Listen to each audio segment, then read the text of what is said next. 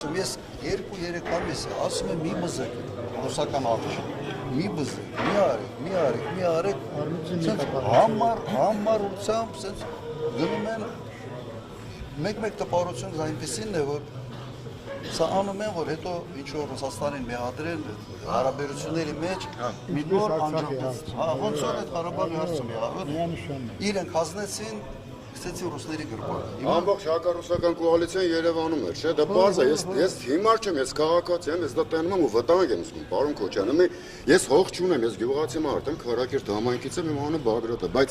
իմ շրջակա միջավայրը, որպեսզի մենք կարողանանք ֆունկցիոնալ ապրենք, պետք է որ մարդը բերքը ծախի, չէ՞։ Հենց ձմերուկ ծախողը, որ նույնիսկ Ռուսաստան չի ուղարկել իր բերքը, պիտի Իրան ծախողը կառնի, Իրանը ծախի, որպեսզի ձմերուկ առնի։ Տոտալ աղքատացում է մեզ սպասում, մենք ընկնելու ենք 90 միլիոնոց Թուրքիայի ու 10 միլիոնոց Ադրբեջանի հետ փականի արանքը, ես սարսափում եմ իմ ընտանիքի համար։ Ես սենց ասեմ, ես հավաքական ԿՊ-ականներին սենց պետք է մի հատ հավաքեն, մի հատ սեմինար անես, հետները բացատրես, շատ պարզ, լավ ձևով բացատրեցի։ Պետք է ընգրկել, ուր գնաց, մեր քարոզչական խմբի Երևան։ Շատ լավ բացատրեցի։